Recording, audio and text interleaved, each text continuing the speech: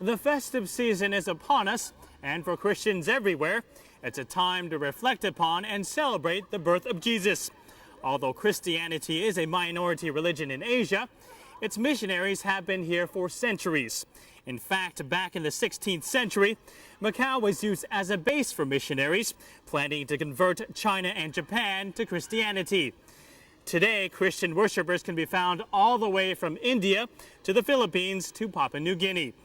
But the work of missionaries in many Asian countries has come into conflict with followers of native religions who see Christianity as a threat to their own beliefs.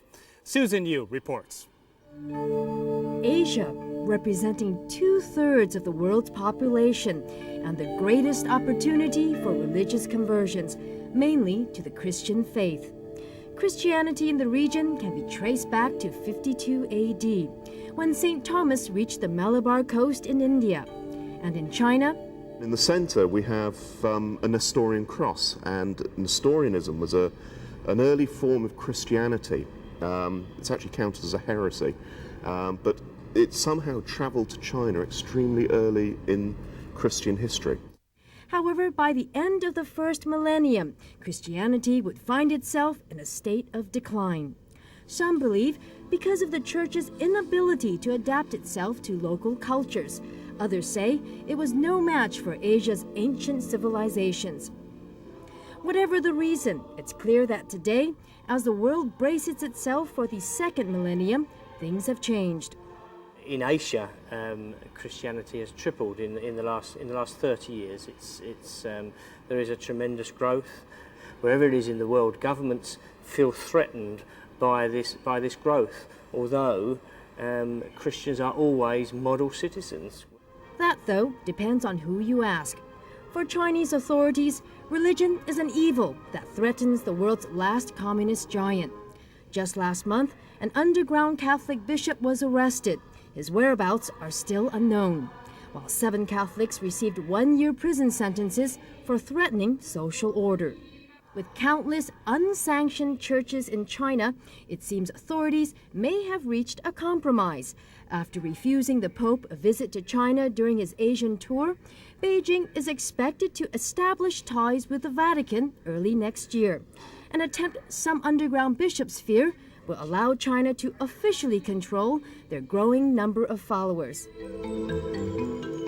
It's a fear that has no boundaries. In neighboring Nepal, Asia News Sunday spoke to Christians who maintain they have been persecuted and some even arrested for practicing their faith. This is news to me, the cracking down the Christians in Nepal. This is news to me.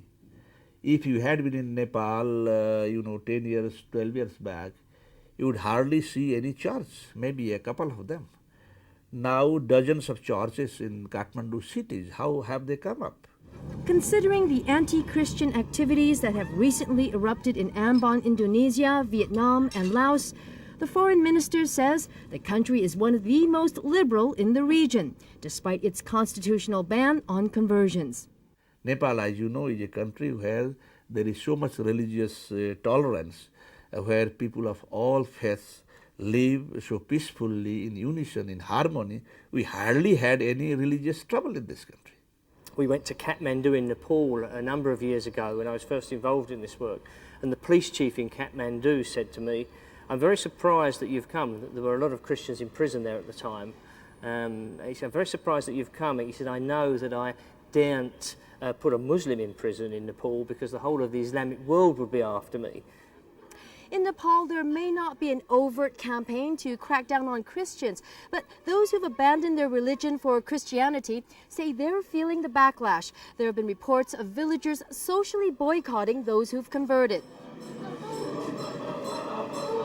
Just a month ago, 1,000 Buddhists and Hindus from 18 Asian countries gathered in Nepal for a special conference to discuss complaints of Christian evangelists targeting the poor and underprivileged.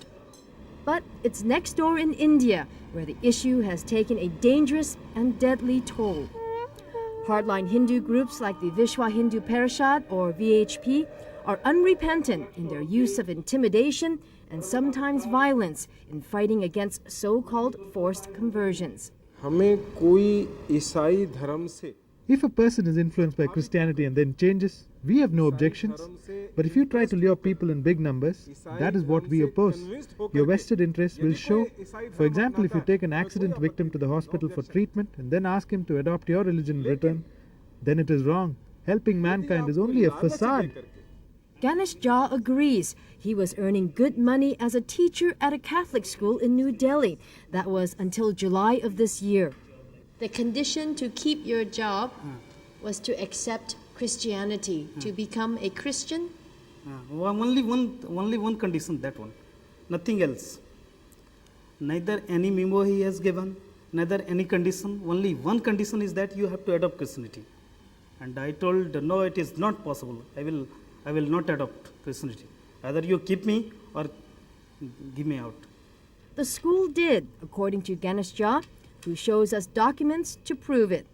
I think this is a false allegation, and I think the intentions and motives of Christian people, Christian missionaries, have been grossly misunderstood.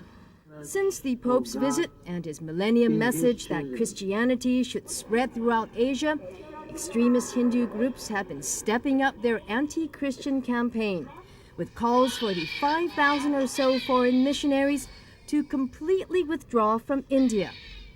It's a message that isn't taken lightly, especially by Gladys Staines. On January 23rd of this year, her life changed forever when her husband, Graham, and their 2 young children were murdered when the car they were sleeping in was set on fire by militant Hindus in Orissa. I mean, we were just oblivious to what was happening, or either oblivious to what was happening, or else we just weren't aware that there was anything, particularly against us.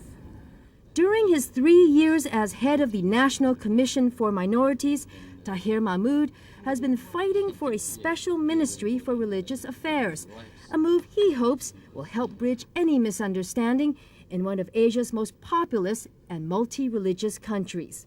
Christianity and Islam, they both are Indian religions, as much as Hinduism, Sikhism, other religions, in the sense that Christianity has a presence in this country for the last 2,000 years and Islam for 1,500 years. 24 million Christians practice their faith in India. They make up about 2% of the country's predominantly Hindu population. And it's the re-elected Hindu nationalist Bharatiya Janata Party government, led by Atal Bihari Vajpayee, that has come under fire for allegedly supporting the activities of the extremist Hindu group, the RSS, a group Vajpayee is a member of. What is the future for ethnic minorities and Christians in India at the moment? I think perfectly it is a future which is full of promise. They face no difficulties, whether in jobs or in employment or in pursuit of their faith. No hindrance is placed, and that shall remain. Thousands of people flock here to this memorial to pay homage to the father of India, Mahatma Gandhi, for it was he who extolled the virtues of civil disobedience, nonviolence, and religious tolerance. But more than 50 years after the country's political divide, the country's independence hero has become mired in the controversy over conversions. For it was Mahatma Gandhi who publicly expressed his appreciation to Christianity. 51 years after his assassination by a religious fanatic, the words of Mahatma Gandhi have become hot property. Hardline Hindu groups insist the father of the nation never condoned missionary work, and that Gandhi once described conversions as the deadliest poison that ever sapped the foundation of India. But in the end, it seems Mahatma Gandhi may well have the last word, for it was he who said the different religions are beautiful flowers from the same garden, and therefore they're equally true, though being received and interpreted through human instruments are equally imperfect.